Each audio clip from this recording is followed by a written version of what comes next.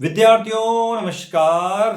मैं डॉक्टर दीपेंद्र कुमार शर्मा आपके साथ आपके अपने YouTube प्लेटफॉर्म पर जुड़ा हुआ हूं। विद्यार्थियों, इस वीडियो लेक्चर के माध्यम से हम डिस्कस करने वाले हैं मध्य प्रदेश के कॉलेजों में प्रथम वर्ष में पढ़ने वाले विद्यार्थियों के लिए। विद्यार्थियों, यदि आपने आपका स्किल एनहेंसमेंट कोर्स यानी कौशल संवर्धन पाठ्यक्रम के रूप में e accounting and taxation with GST paper को चुना है, तो इस पेपर का हम कुछ सिलेबस के साथ में महत्वपूर्ण प्रश्नों की बात कर रहे हैं। किसके लिए? मध्य प्रदेश के कॉलेजों में प्रथम वर्ष में पढ़ने वाले विद्यार्थियों के लिए।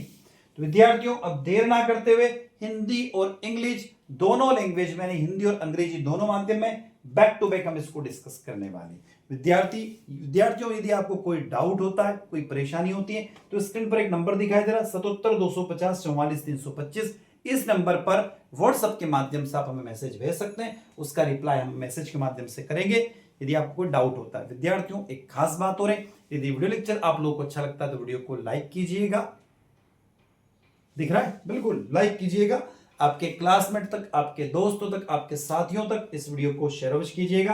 कमेंट बॉक्स में कमेंट करके जरूर बताइएगा और चैनल को सब्सक्राइब अवश्य कीजिए, जिस समय एक मोटिवेशन मिलता रहे और हमेशा हम आपके साथ इसी तरीके से बने रहें।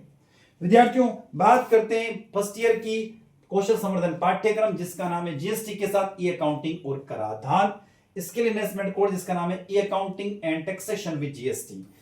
क्रेडिट कितने नंबर का है? तो क्रेडिट 3 नंबर का होगा, वैल्यू 3 है। टोटल मार्क्स 100 नंबर का पेपर होगा।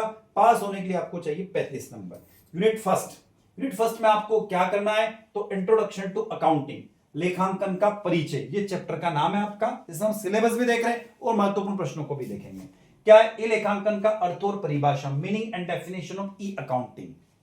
दूसरा टॉपिक है पारंपरिक लेखांकन और ई लेखांकन के बीच में अंतर, difference between traditional accounting and E accounting. तीसरा प्रश्न है खातों के प्रकार और लेखांकन जानकारी के उपयोग करता है, types of accounting and user of accounting information.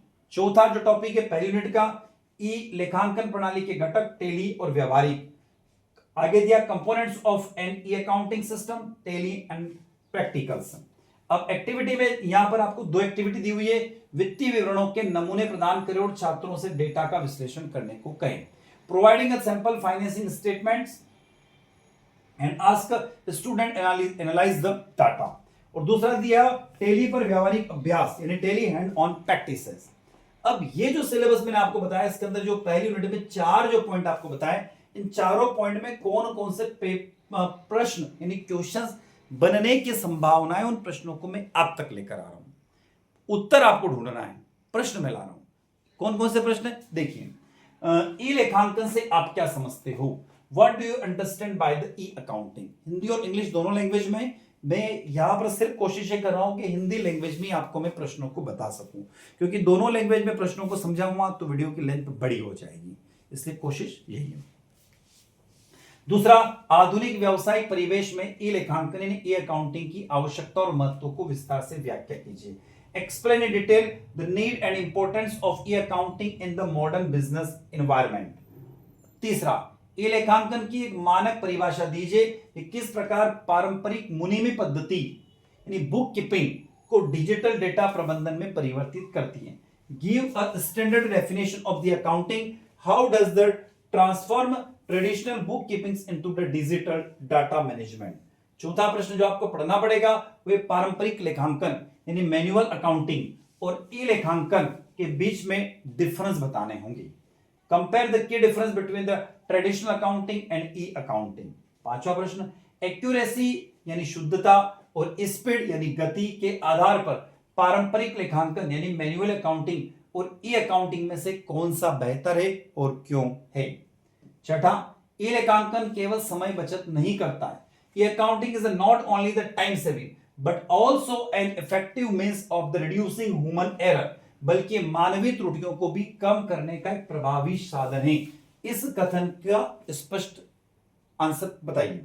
सातवां प्रश्न, लेखांकन के स्वर्ण नियम यानी गोल्डन रूल के आधार पर व्यक्तिगत, वास्तविक और नाम मात्र खातों को उदाहरण सही समझे। Explain personal, real and normal accounting with example based on the golden rule of accounting.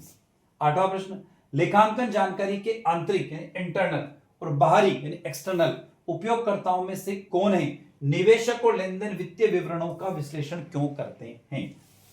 नौवां प्रश्न, एक प्रभावी ई लेखांकन प्रणाली के मुख्य घटक जैसे हार्डवेयर, सॉफ्टवेयर, डाटा प्रोसेसिंग का सविस्तार से वर्णन कीजिए। 10वां प्रश्न, टेली प्राइम में कंपनी बनाने से लेकर लेजर पोस्टिंग तक के चरणबद्ध प्रक्रिया को समझाइए। 11वां, टेली में वाउचर एंट्री से क्या है? प्रमुख वाउचरों के प्रकार जैसे यहां पर दिया रिसिप्ट, पेमेंट, जनरल के उपयोगों को समझाइए। आगे दिया हुआ 12वां प्रश्न, नीचे दिए गए एक काल्पनिक लाभ हानि खाते, मतलब एक प्रश्न भी इस तरीके से पूछा जाए, मैं नहीं कह रहा हूं यही प्रश्न आएगा, मैं सिर्फ एक एग्जांपल दे रहा हूं आपको। नीचे दिए गए काल्पनिक लाभ हानि खाते यानी प्रॉफिट लॉस अकाउंट का तुलना पत्र का अवलोकन करें। जैसे यदि शुद्ध लाभ पिछले वर्ष की तुलना में 20% कम हो तो इसके संभावित कारण क्या हो सकते हैं। फिर चालू अनुपात की गणना करें और संस्था की शोधन क्षमता पर टिप्पणी करें। इस तरीके के प्रश्न आ सकते हैं, मैं कह रहा हूं यह आएगा ही नहीं, इस तरीके पूछे जा सकते हैं। 13वां प्रश्न, निम्नलिखित लेनदेन की प्रक्रिया में टेली की आवश्यक जनरल एंट्रीज करें और ट्रायल बैलेंस तैयार करने की प्रक्रिया बताएं। जैसे नगद के साथ व्यवसाय शुरू किया गया, किसी व्यक्ति ने 5 लाख का, फर्नीचर खरीदा 20,000 का, राम से उधार माल खरीदा 50,000 का, वेतन का भुगतान किया 15,000 का। ठीक है, तो इस तरीके से उसको टैली में आपको किस तरीके से सेट कर सकते हैं। तो हमारी पहली यूनिट की हमने 12-13 प्रश्नों को देखा, तो इन प्रश्नों का थोड़ा सा ध्यान दे लीजिएगा, पढ़ लीजिएगा। मैं आ गया यूनिट नंबर 2 जिसका नाम है इंट्रोडक्शन टू टैक्सेस, यानी कि करों का परिचय।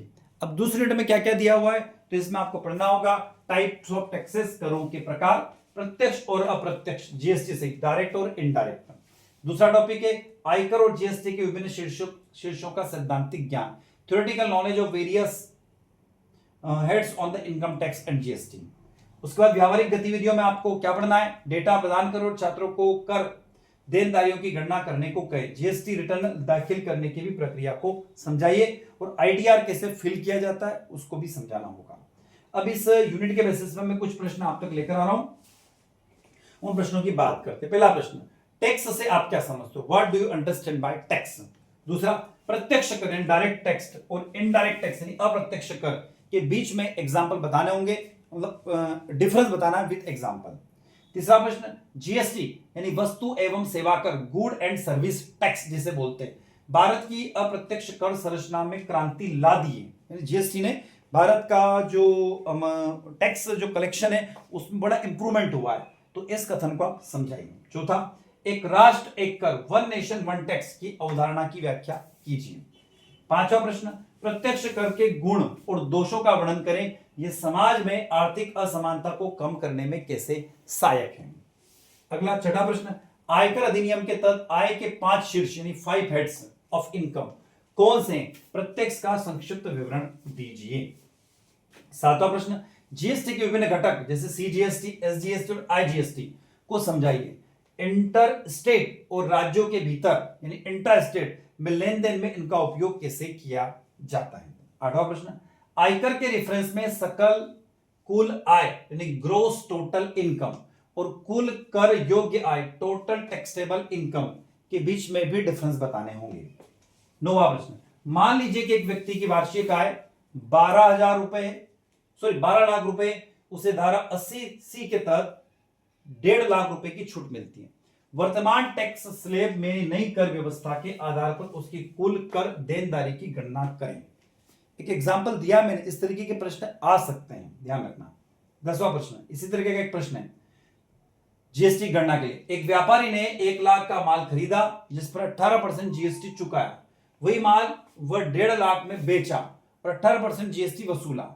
इनपुट टैक्स क्रेडिट यानी आईटीसी का लाभ लेने के बाद उसकी शुद्ध जीएसटी देनदारी कितनी होगी। इस तरीके के प्रश्न पूछे जा सकते हैं, याद रखिएगा। 11वां प्रश्न, जीएसटी रिटर्न दाखिल करने की चरणबद्ध प्रक्रिया क्या है। जीएसटीआर फर्स्ट और जीएसटीआर 3B में क्या डिफरेंस है, यह भी आपको तैयार करना है। 12वां प्रश्न, आयकर रिटर्न यानी आईटीआर दाखिल करने के महत्व पर प्रकाश डालिए। Highlight the importance of filing the income tax return यानी ITR। 13वां प्रश्न, एक व्यक्तिगत करदाता के लिए ऑनलाइन RTR फाइल करने की सामान्य प्रक्रिया का वर्णन कीजिए। 14वां प्रश्न, ITR फर्स्ट सहज और ITR 4 सुगम फॉर्म किन करदाताओं के लिए उपयुक्त है, विस्तार से समझाइए। विद्यार्थियों, दूसरी यूनिट के बाद हमारी अब यात्रा आ जाती है तीसरी यूनिट की तरफ। ठीक है, कितनी? तीसरी यूनिट। तीसरी यूनिट में देखें तो कर की गणना करना यानी कि कंप्यूटिंग ऑफ टेक्स्ट। इसमें क्या क्या सिलेबस दिया? कर निर्धारण की प्रक्रिया और कर निर्धारण के प्रकार। दूसरा, TDS और कर वापसी टैक्स रिफंड की प्रक्रिया। अगला, एक्टिविटी में क्या दिया? आय के विभिन्न स्रोतों की कटौतियां वाले परिदृश्य यानी सिनेरियो प्रदान करें और छात्रों से कर योग्य आय की गणना करने के लिए कहें। ITR चालान और ई चालान की प्रक्रिया को भी समझाएं और TDS का भुगतान किस तरीके से होता है वो भी बताना होगा। अब इस सिलेबस की जो भी सिलेबस देखा हमने इस तीसरी यूनिट का, उसमें कौन कौन से प्रश्न बनने की संभावना है। तो पहला प्रश्न, आयकर अधिनियम के अंतर्गत कर निर्धारण यानी कि टैक्स असाइनमेंट का क्या अर्थ है, इसके मुख्य उद्देश्यों पर प्रकाश डालिए। दूसरा प्रश्न, निम्नलिखित कर निर्धारणों के प्रकारों को विस्तार से समझाएं, जैसे स्व कर निर्धारण सेल्फ असेसमेंट US 140A। दूसरा, सारांश कर निर्धारण समरी असेसमेंट US 143(1). सर्वोत्तम निर्णय कर निर्धारण बेस्ट जजमेंट असेसमेंट US 144। तीसरा, स्क्रूटनी असेसमेंट की प्रक्रिया क्या है। चौथा प्रश्न, आयकर विभाग किन परिस्थितियों में किसी करदाता के रिटर्न की जांच करता है। पांचवा, TDS स्रोत पर कटौती की अवधारणा को स्पष्ट कीजिए। छठा प्रश्न, एक करदाता के लिए TDS का क्या महत्व है और यह सरकार के लिए राजस्व जुटाने में कैसे सहायक है। सातवां, टैक्स रिफंड कब और कैसे उत्पन्न होता है।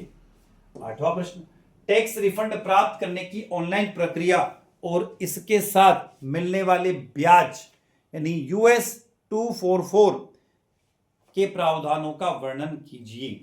नौवां प्रश्न, फॉर्म 26S और AIS यानी एनुअल इंफॉर्मेशन स्टेटमेंट का TDS और टैक्स क्रेडिट्स के मिलान में क्या महत्व है, यह भी बताना होगा।